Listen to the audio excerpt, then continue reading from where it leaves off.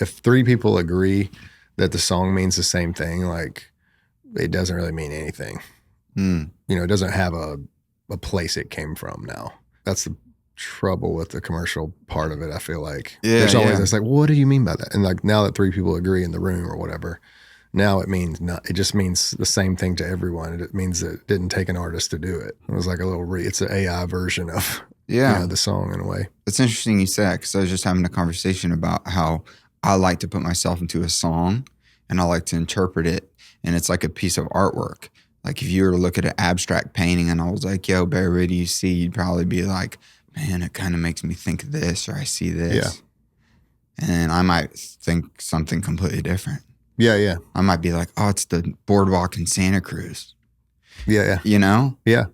And they're vague enough or odd enough or whatever. They create an emotion that leads you down the path of what it means. Sometimes though, it's you know, I've been in a room before and they just like, well, just say what you're trying to say. And sometimes that's good, you know what I mean? If it is the emotion and it's no other great way to say it, sometimes the simplest thing works. But yeah. That tune you did with Carrie Underwood that you wrote, was that something that you had brought in? Yeah. Because I really like that. Thanks, man. Yeah. I appreciate that.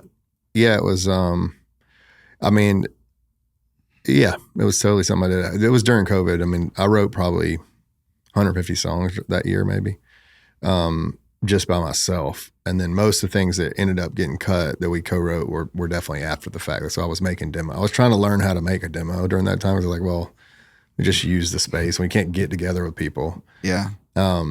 And I've been making records forever. I should know how to work this, you know. Like Pro Tools or something? Yeah, I did Logic. Oh, okay, Logic. But I mean, I was like, I you know, and it's been really actually useful because I do write a ton. And so even giving the band an idea of what the song's like or whatever, me taking a first crack at it has been really helpful. I feel like that's something I don't see a lot or hear a lot.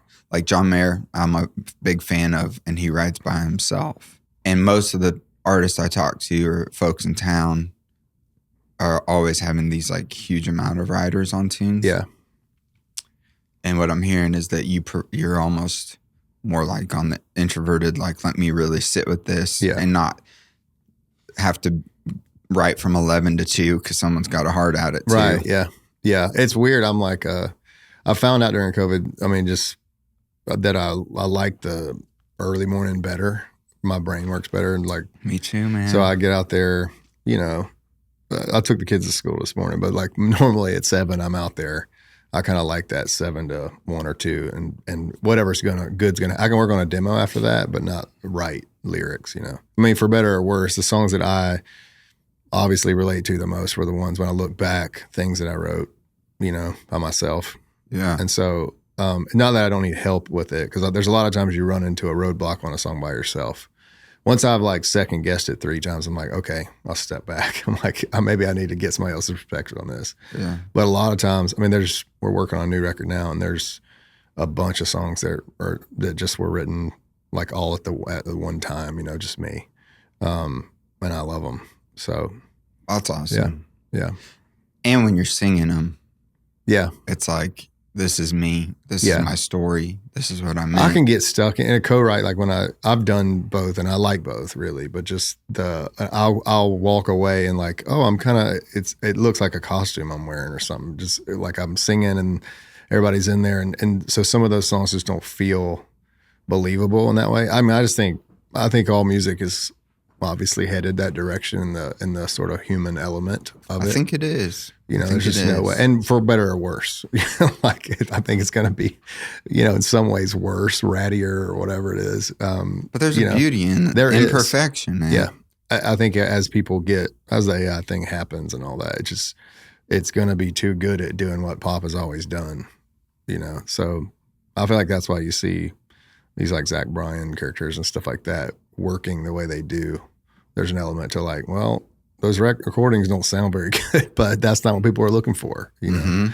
Mm-hmm. They're looking for like a real heart on your sleeve kind of thing. Yeah. I've been touring with Red Clay Strays, and they're like that. Yeah. I mean, just exactly who they are is what they write. And they don't even pretend to be good songwriters. They're like, we don't know what we're doing, you know, which I love. It's really refreshing. And I see that sort of just on the road. I've seen that connection they have with the audience. It's like that. Like, you don't need to do anything special. Just do what you do, you know. When it happens where I'm like proud of it is when the emotion is really strong. You know, like I think about, I have kids, you know, it's like when a teenage emotion of love is more powerful than anything we'll ever feel. We call it puppy love or whatever it is. It's like we like degrade it in a way, but the feeling in your body of that is like we'll never match again, right? It feels like that. But then as you get older, some of those feelings come up in regret or guilt, mistakes, or shame, or all that. Like, it comes in different ways, it seems like. And that is those are real heavy, you know. So I try to take that feeling and then put words that would describe the feeling more than the actual situation, if that makes sense. Yeah, that's the way I look at it. So sometimes it might be, this is exactly what my mind is thinking right now. You know, like in a counseling session, you might write down, people ask you to write down, like, what are the voices in your head saying? I'll try to like give a voice to that before I'm like rationalizing all the things I know, how to fix it, you know, like, oh, I know that's not true and this is not true. But these sort of core beliefs or those kind of things, like, I feel like they sneak their way in. Yeah. You know, it's a mix of like, I got friends that I should call, but I don't make the time for them. It's like, that's true. I'm the worst. Can I guess your negative core belief? Okay. That you're not good enough. Yeah, man. Yeah. And I have that, you know, I have a unique, it's not unique, but a couple of driving factors. The fact, like, I grew up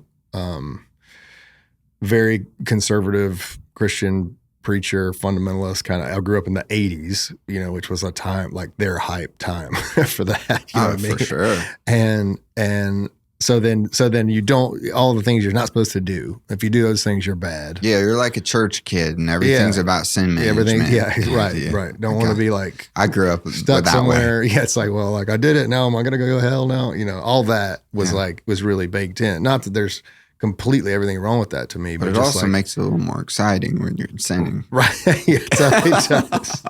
Really does. But then, you know, I have abuse in my early, you know, pre-10. And so you like that stuff, you put the combinations of those core beliefs are pretty strong. Yeah. You know, and it got to where I didn't express that to many people. It's like probably the thing that breaks my heart the most about being a parent is the idea that they wouldn't tell you when they're struggling. And you're constantly trying to tell them that they can, and you can see them battling with being able to do it. You know, it's just like, and so I think for me, I didn't have that. I didn't do that well, and I didn't have that for whatever, you know, so music to me, the lyric thing probably is therapeutic in that way. It's like, these are all the things I wanted to say then. These are the feelings I had. If I would have been open, this was what I would have said, you know? So I draw on that, I think, a lot with songs. I've heard you talk about therapy in the past, and I'm a big proponent of it, and I've done a lot of it.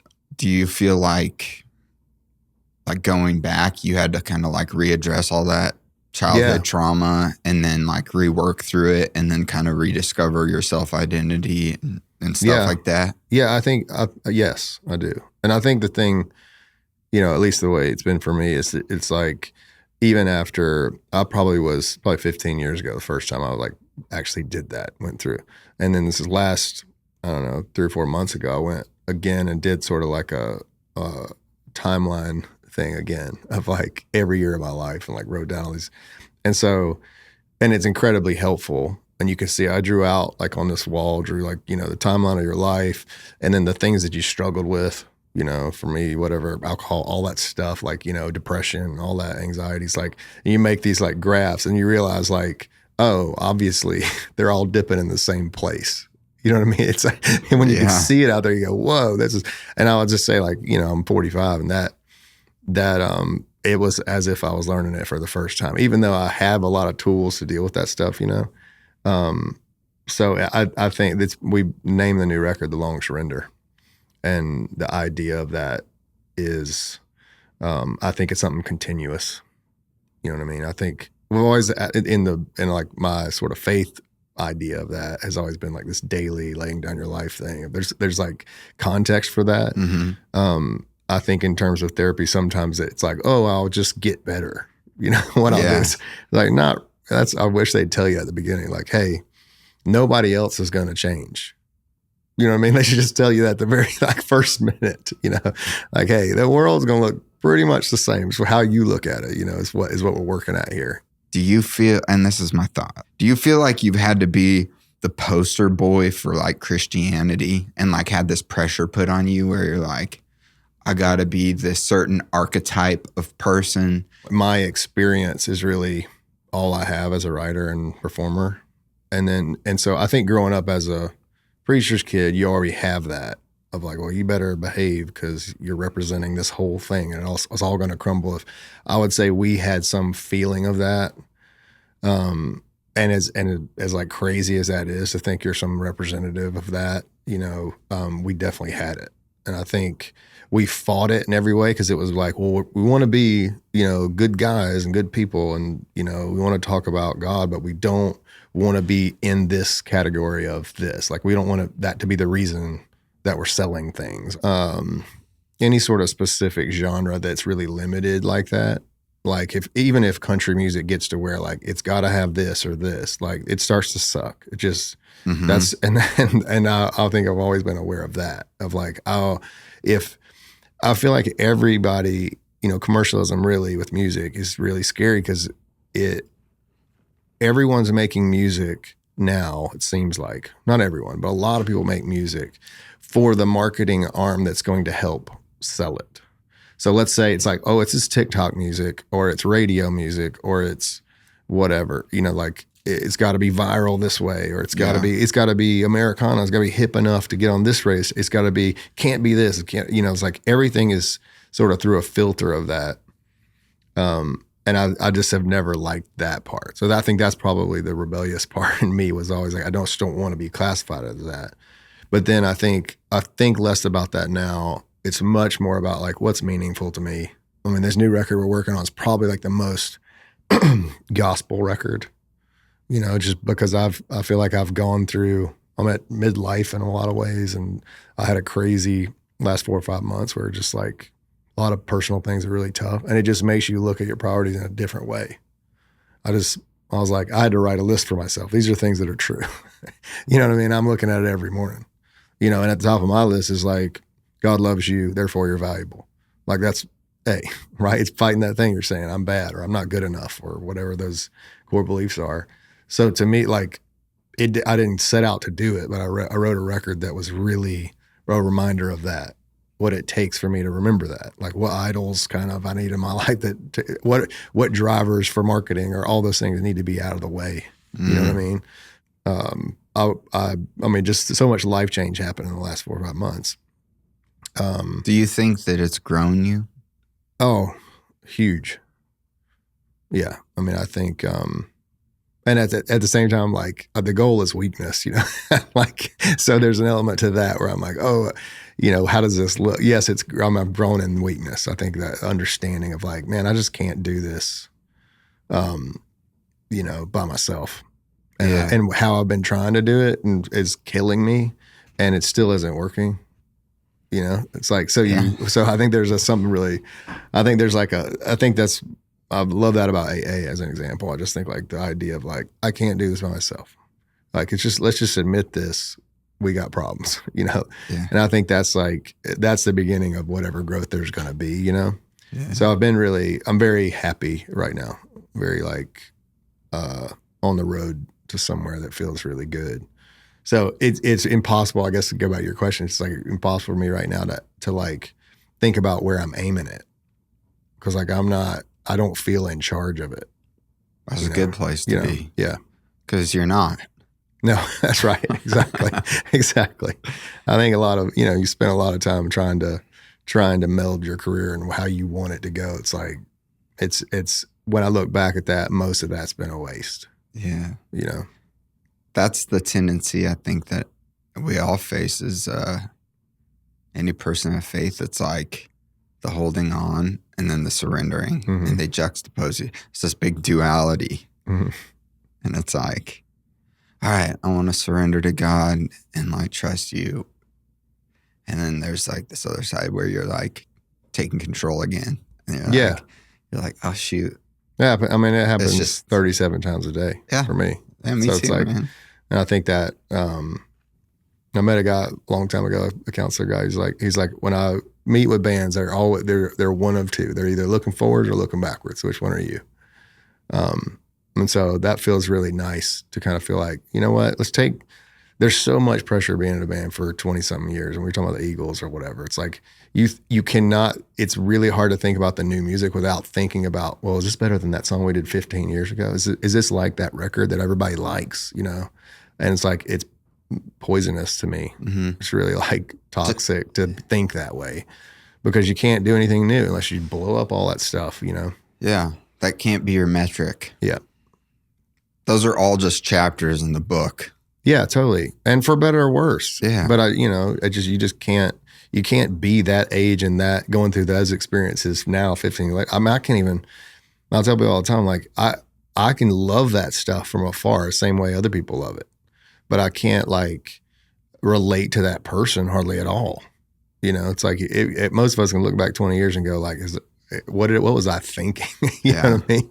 Not even a negative judgmental way, just more like I'm so different now. Life has changed so much. I think about when me and Haley got married. Well, we've been together 13 years. Me and her were completely different people. Yeah. Like she would tell you I was super uptight. I look back at myself, I'm like, you're an idiot. Mm-hmm. And then now, been through some things, lost both my parents. Like, I've had a lot of like hard times and I see the world different. Yeah. I heard you say that you wouldn't be doing it if you didn't love it because it's so hard. Yeah, that's definitely true. And what's the so hard part?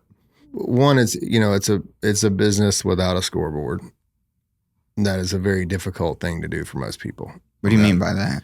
Just, you can arbitrarily pick one. You can say, oh, how many records we sell or whatever it is, but how many tickets we sold or whatever. But all of us know the best music, the most meaningful music is not necessarily the most successful. You know what I mean? It's just not that. And that's always never been a part of my thing. It's like, success is world domination. It's like the third house or whatever. Like none of that has ever taken any weight for me. So I think having it be a career when it really feels like something soulful at the core is tough because they have to interact. At some point it's like, I just can't tour for free forever, And so I think that's one of the hard things is trying to find some balance there that you feel okay about, that you feel, convicted about. And then the other thing now I think is, I quit drinking a few months ago, 4 or 5 months ago. And being on tour, I think that there's a reason people do that when they're on tour. It's like, it's a distraction from the boredom. Like at this point, I'm missing my kid's football game, because I'm in wherever. Nothing against, I'm in Des Moines on a Saturday and I don't play until 8:00 tonight, but I'm just there on the bus. You know what I mean? And I wake up early. So I'm first guy up on the bus most of the time. So I'm walking around the venue at 7, nothing's loaded in. And it's an amphitheater outside of town, So I think there's a battle with that, at my age where it's like, man, I really want to be around my kids and my wife more. So that's another thing. You got to balance that. It's like, oh, this is a job for one. I still love playing the shows. I mean, there's nothing about it. I would do that. Honestly, I would do the show part for free. And what I'm getting paid for is being there, being away from home and all the travel and all the craziness, so that to me is the hard part. And if you don't love the music you're making enough, like I just don't relate to the idea. Like it's, I don't care what kind of money it is or what kind of status it is or whatever. It's not enough. How old are your kids, by the way? Yeah, I've got 10, 8, and 5, all boys. Oh man. Yeah. We got crazy. Are they full boy? Yep. All 3 of them. Oh man. We have no chill ones. They're all like, they have lost their minds. Ours is crazy. Yeah, get ready. It's just, geez. Sure you want another baby? It's fun. I mean, it honestly, though, it's like, it's clearly like, as much as it is crazy, it's easily the most satisfying thing in life. I mean, it's just unbelievable. I think I'm careful too of like, you can become a thing where your whole purpose is being a parent. I don't think that's right either, Haven't thought about that one. Yeah. I think I ask like a lot of people. Drew Holcomb's a buddy, and so I remember he's close to his family, and I was just like, why? How has this happened? What is it? Because I would say my goal in life, which I think came up with 10 or 15 years ago, and I get distracted for a sidetrack from it, but it's like, I'd love to be a grandfather at the table with a bunch of family. Like, to me, that would be like life well lived, And I was asking him, I was like, dude, and he's like, we did it because of hobbies. He's like, my grandfather, we hunted and we went to golf together and we did this, like, we were just actually people together.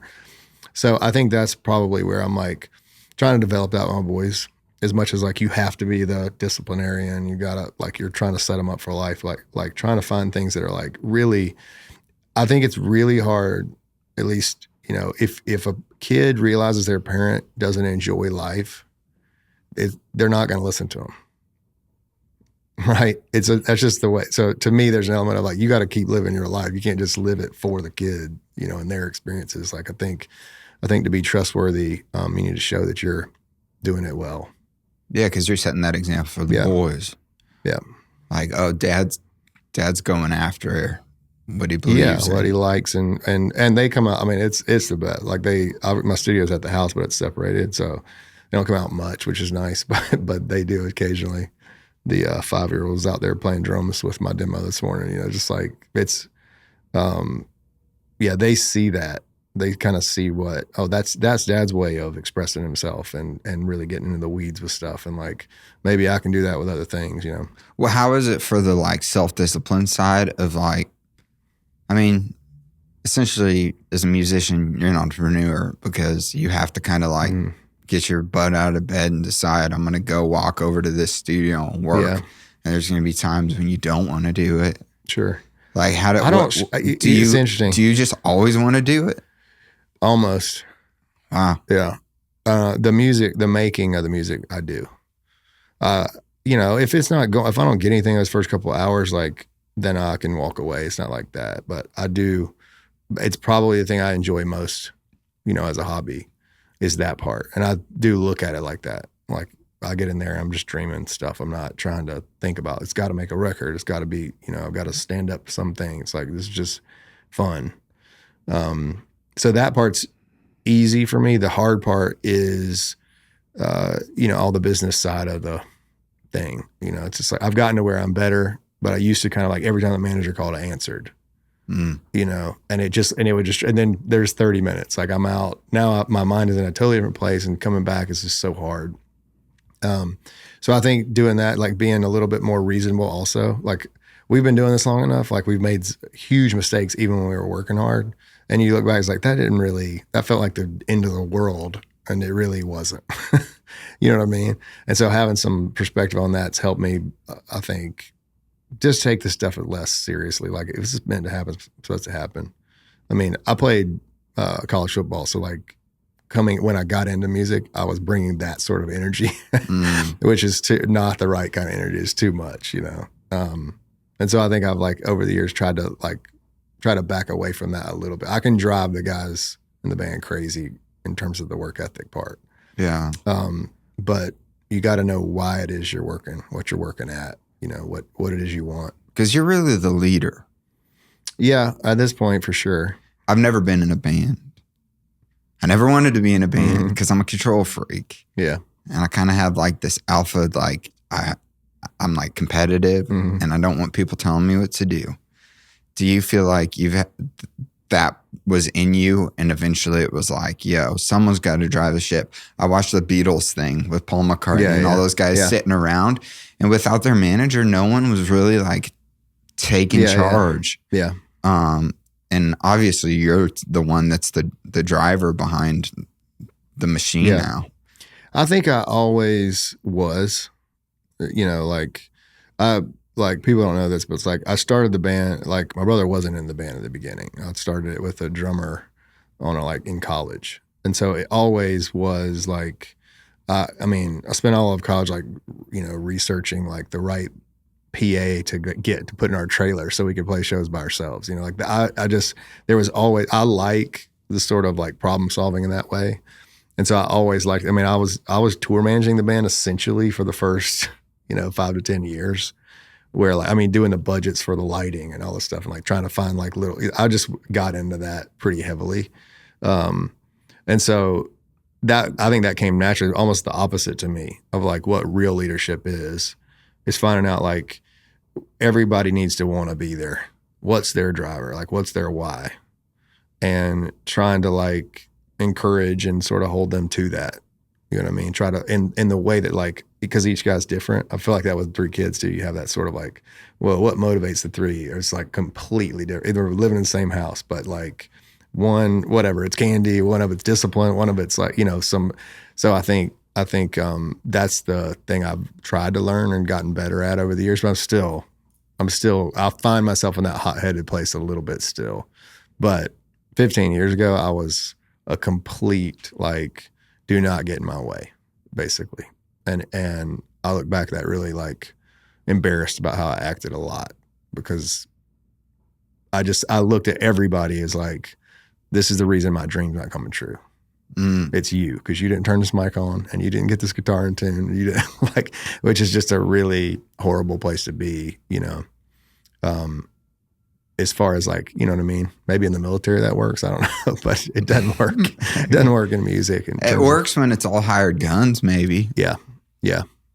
There's an element. I mean, definitely we toured with Taylor, you know, years ago. And it was like that in terms of like, not that she's mean or anything, but just like this, if you don't do what you're supposed to do, you're out. Yeah. You know what I mean? That's pretty clear. Yeah. Like we've got one leader. And I think that can work, you know, obviously. But in a band, everybody you need their best, you know. Do you feel like there's a level of like hired gunness in the band now where there's more freedom or less like weight of opinions? No, I wouldn't describe it like that. You know, like I think of, you know, we were talking about, it's like the dynamic that like Tom Petty and the Heartbreakers kind of have where Ben Mott and Mike Campbell are so like that's so integral to the way that band sounds. Like, you have a writer and then you have the guys that like make it into a band stuff. I look at our guys like that. I think they don't write very much sometimes with me, but so like the directional place or what the band's going to say, that's going to end up coming down to me really. I want their sign off, but it's different than being like, hey, what should we say? You know? Whereas like, but the music itself, you know, if they're not feeling it, they don't want to do it. I'm not trying to drive things through that. That's just not it's not a good way to be. And I also think like the reason I always liked bands was because of that. Not because they were just the best players in the world. It's like that group of guys, what do they sound like? And there can be something really special about that, you know? Yeah. What's your favorite song off your new record? That's tough. There's a song called Long Surrender that's the title track. That I love the simplicity of it. And then there's a song called Take the Blame, which both were like really quick, right?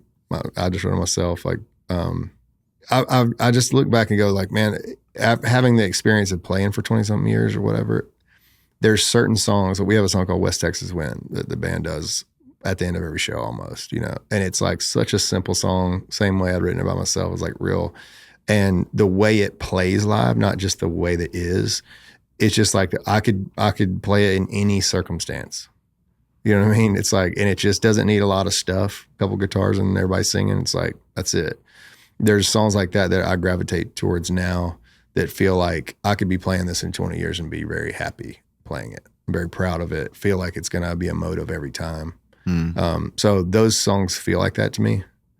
But the whole record is that I took the filter completely off of like what we don't want to be or what we are scared to say, or so I think it's the best lyrical record that I've ever written.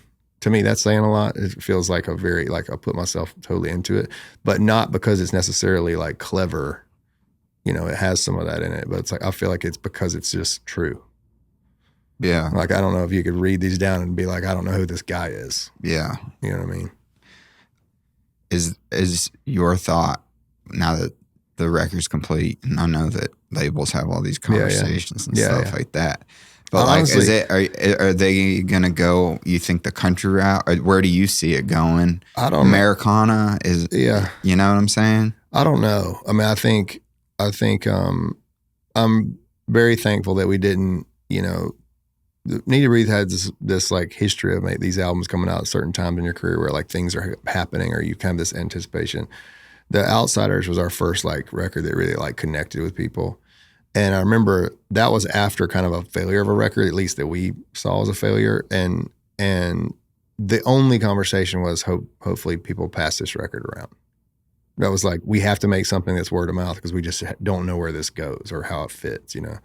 And I would say that's what this record is. Like, I'm like hesitant even now where the label calls like, oh, we should do this kind of press or this kind of, I'm like, I don't know. Like this thing needs to have traction to me. Like people have to find this in a lot of ways organically. And, you know, I feel like having conversations like this help, but in terms of like a little soundbite of, you know, it's like, it's not gonna really tell the story of a record like this, you know? Yeah. And so, and I still trust that like really great stuff finds a way out there. So in terms of the country thing, like I think in the last several records, we've been much more open to that. And obviously country has also opened up to people like us. So, yeah, and Dave Cobb too. Yeah. Did you work with him for the whole record? Yeah. How was it working with him, man? Because he's like, for people listening that don't know, like he's done all the Jason Isbell, Stapleton, Sturgill, all these great records of artists that we all love and kind of look up to that are kind of like off left of center, I'll say. Yeah. I think, you know, he's an old school producer in that way. Like he really wants a live take. He wants it immediate. You know, he works very fast.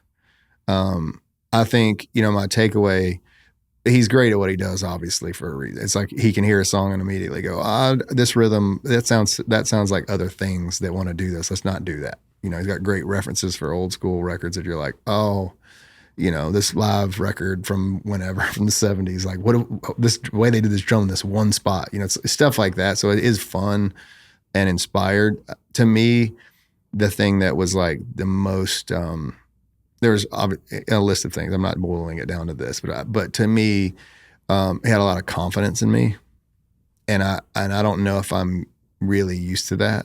And that was like, I think of that. I've never worked with Rick Rubin. I think of that as that kind of process, you know, of like I wrote 3 or 4 songs the morning that we were working in the studio, and we only had enough days to do the songs we're doing, and I would play him a little bit, and he'd be like, dude, we're doing that today. Finish lyric right now. And it just, that gives you this feeling like, yeah, I was feeling this too. Like I woke up this morning, this thing just was a gift to me. And the fact that he's not scared of it, and he's more like, let's pour into those things that feel right now.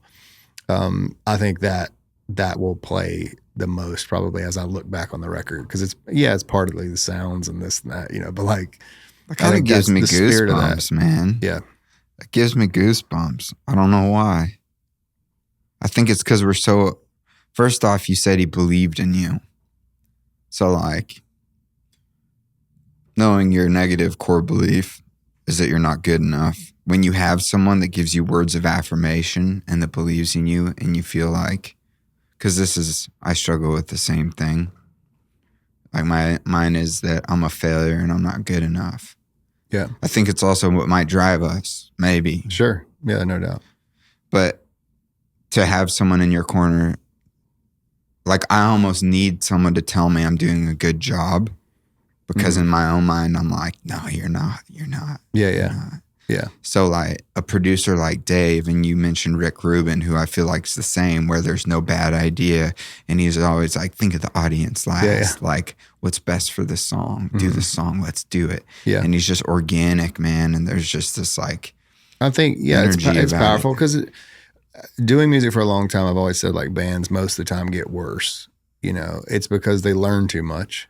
And it's also because they have, like when you're 20 and making a record, you think it has the potential to be the biggest thing in the world. That's the way, as dumb as that is, right? Like, or unlikely as that is, there's just a pure ignorance to the process of like, this could be you know, that kind of, whereas like it's, even though you're trying to like, obviously you try to make that happen in the studio now, you have less of a feeling like that. The truth is like, I know this is going to take a lot to get to this and to this, you know, it's like, and I'm hopefully this means something to some people and hopefully I get to play this more, or, you know what I mean? So, but the idea, so that, I think that hopefulness is tricky. Yeah. And I think somebody like that, and also like, I want to be a singer, you know, that's like no secret. It's just like, I mean, everybody wants to be a singer, but you know what I mean? I always saw myself as like, man, I really want to be in the class with like the people think, beyond just like the chops and all that, but just like the emotional, I want people to feel something when I sing. And I think that's always, you don't like, got to worry about that, homie. You know, he's worked with some of my favorites, you know, I mean, Stapleton, but in my opinion, is just like, I thought of you, Chris Stapleton, and Dave Grohl. Okay, I'll take that. Anywhere in the conversation, yeah. I was like, you're all like tube amps, yeah. And if you drive them, they'll break up. Yeah, that's true. You know what I'm saying? Yeah. He just was very. I thought, you know, like one of the songs we cut, I went out and he was like, "Don't sing too much, you're gonna wear it out," and like, whatever, you know, all this, and we cut it in the first take or two, and he was like, you know, and whether he's like building me up or whatever, it just felt amazing to me. Of him, he's like, Bear, you don't understand. That's 1% stuff. People don't do that. They don't go out there and sing like you just sang in a whatever. And I just was like, man, it just, and to me, it didn't make you, oh, well, I'm so great. You know, like it makes me drive like this lyric has to be this, and tomorrow I got to be better. So anyway, I think that's a little bit of magic sauce to me of those records. And you could look at all those and go like, man, those guys make incredibly good records that did not have perfect genres, right? They found their audience because they were great, not because, you know, it was like, it's the next big whatever thing in this sort of world, you know? Yeah, it's really undeniable. But most careers don't last like yours either. Yeah. I'm thankful for that. I mean, obviously, and we don't take it for granted either. It's like, there's so many bands, that we came up with that obviously are gone now. And there's bands that made it in the middle of our career and are gone now, you know? Yeah. And so I do think like if I credit that to something, we always have tried to make meaningful music, you know? And I think you could still have an audience where if you polled, you know, 10,000 people at Red Rocks or whatever, like their favorite songs would be so broad. As opposed to like, yeah, obviously you have these 2 or 3 big hits or whatever. I mean, you were saying it's like some of the commercially, some of our like softer stuff is like what really drove on streaming. And I don't know if it's because people listen at their campfire or whatever it is. But when I talk to fans, that's not necessarily their favorite song. They're not waiting to hear the one that's the biggest. You know, they want the B-side on the 3rd record or whatever it is because that it meant something to them in their life at that moment. So I think that if there is like a, you know, formula, which that doesn't say there is, but just I think if there is a thing about longevity, I do think, you know, if you're not going to be the Eagles and have every song that's like these massive number ones, then having a connection with the audience in like a real way, where they feel like they can trust you when you put a new record out, and they're having a conversation that's deeper than just like, you know, walked up to them on the street. You know, you have a relationship, I guess, and that's what it feels like with our audience. What would you say to young artists now? I mean, the industry's changed dramatically since you got into it. Mm-hmm. It's so tricky and so TikTok driven and so confusing, but then so open at the same time to the red clay strays. Yeah. You know?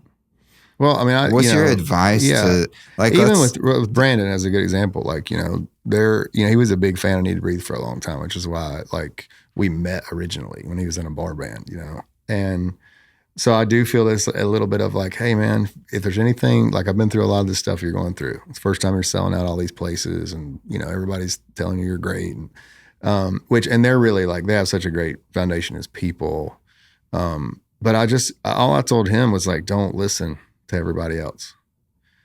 I was like, you've gotten here by trying to be the essence of yourself. You're trying to write things that you feel. And the second that you're being around people and they're telling, well, if you worked with this guy, if you did this, if you had, whatever, you, not only is it probably not going to work, it's the end of your sort of reliance on what it is that you have. You start trying to make it bigger than, you look at like, I don't know, I've always thought like the Ed Sheeran thing, like I wouldn't say I'm like the biggest Ed Sheeran fan or anything, but what I am a fan of is like he like decided he was going to do it a certain way. He just did it. And no matter how big it got, it was never like, okay, now I'm going to start playing a nice guitar. You know what I mean? At some point, I think we, just because I feel that sort of pressure of like, well, we're getting to play this venue, we better have this kind of production or these kind of, so that's one of the things I would say. And the other thing I would say is like a healthy life, is the only way to really be inspired. You can try to be inspired by other people. You can try to be about other people's stories. You can whatever. But if you don't have something to write about, really, that's your experience, your view of the world, then you don't really have it. That doesn't mean don't write in the other times. I always think of like I tell kids all the time, like write every day, because you need the tools when that thing does happen to you in life to be able to express it well. Right. So all this is practice until the real like thing happens. So I don't agree with these people. Just wait for the inspiration. It's like, well, then you won't know how to get it across. It's like that. You got to develop that muscle. Mm-hmm. But when it really does, and I think the only way to do that is being in connection with people. So I think that's the first thing that happens when you make it. If you're a band like a Red Clay or whatever, it's like now we're gone 250 days a year. Now all this stuff is not reality. The way people treat us, they're telling us we're great all the time. No one tells us our breath stinks or whatever it is. You know what I mean? Yeah, you've just lost total connection with the world. Yeah. And I think you have to fight that really hard. And like a Springsteen to me is one guy, like just haven't met him a little bit. It's like, was somebody that did that well, probably better than sometimes than others or whatever. But you just see like that you can be that. You can be blue collar and a really big artist. It can work. There's no need to be. There's no need to become at home what you are on stage. Mm. You don't have to do like that. Is not a way. It's not a good way forward. It will ultimately, I think, crush you. Yeah, I think that's great advice. That's also something I admire about Vince Gill because I've gotten to know him. And I asked him once, like, hey, like, why are you so like chill and humble? And he's like, because my parents would have whooped my ass totally. if I wasn't that way. I thought it was interesting though, because there's a rarity in finding people that can really stay grounded, I guess, amidst being worshipped. Yeah, and I can give this advice because I did not do a good job of that at certain periods in our career. There's no doubt. Like, but not that it matters. But to me, like in those 20-something years, there's been lots of full years where I was a total wreck, like outside of myself completely. I like to use the like shadow self, real self kind of thing, like true self. It's like I was a shadow for, half of my career. So, what does that mean? I think I was playing for all those things, all the like, what would be the motivator? It was to make it. It was to have respect from certain people. It was to make money, unlike my parents made, and you know what I mean? It was all anti something I didn't want to be. So I got to prove myself to be it, or else I'm not important, or don't have a gift, So I think there was just lots of times where I gave into those, even when I didn't know I was doing it. You know what I mean? I just wasn't well enough as a person to do that. And because of, there's been some like real crash into the wall moments.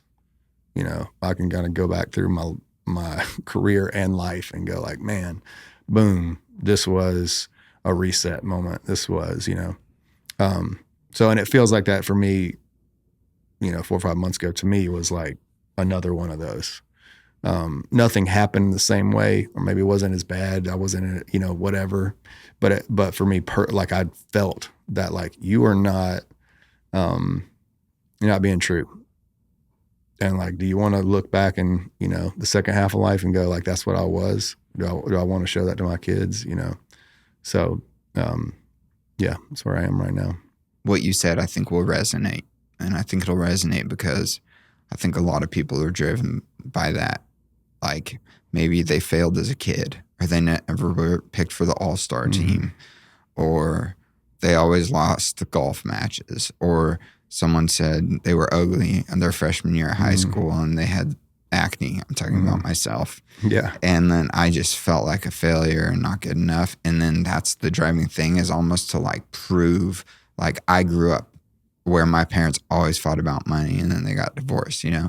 It's like all those things you just said has also been the thing that drove me, or that might still drive me. Yeah. Do they still drive you? I mean, this is like, the answer stinks because but in another way, I think it's real. It's just like, I think if I saw those things, those drivers or those insecurities or shame or whatever, all those things across the board of like things that are not helpful to me, probably in like a soundboard, you know what I mean? They all got faders. Yeah. Right. I mean, the goal to me is keeping those at 2.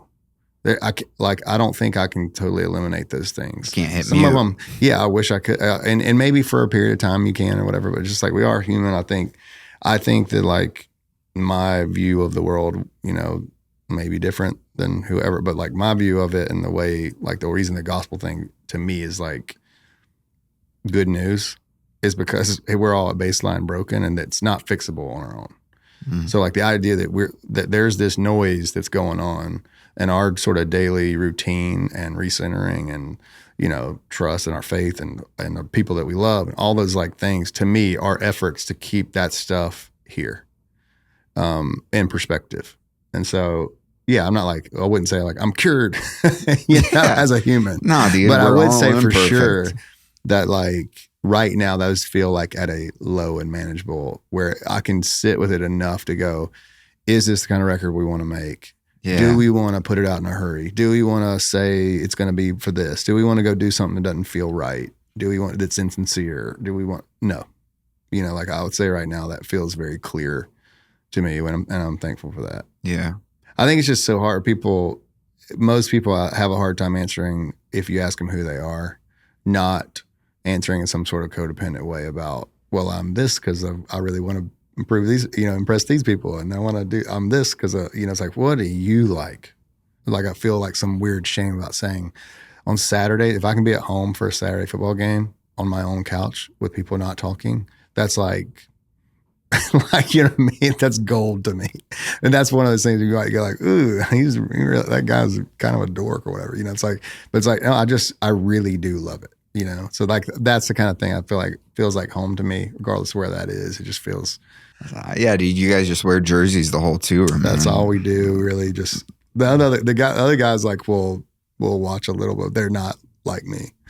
Yeah. So it's most musicians, we go. So you're not into ball sports, I guess. Yeah. Yeah. Well, you grew up in the South, man. Yeah, I know. And I played, through college and all that. So you can't not be a fan of college football. Kind of into it. Yeah.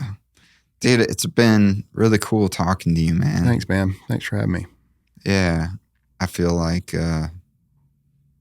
there's just a really cool honesty and transparency and vulnerability. I remember talking to Jaron Johnson. Yeah. And he had gotten, it was the first interview he had done since he had got out of rehab. Mm-hmm. And he had this kind of like energy about him of just like really being like this transformation period and kind of relearning some things and all that. And like, I feel like I get that vibe from you a little bit too of like, yeah. And it's a beautiful thing because we're human and we're imperfect. And I think that people gravitate towards honesty and gravitate towards the people that are going to be real. And we like it, even though we're afraid to do it. So I just want to appreciate you for, and acknowledge that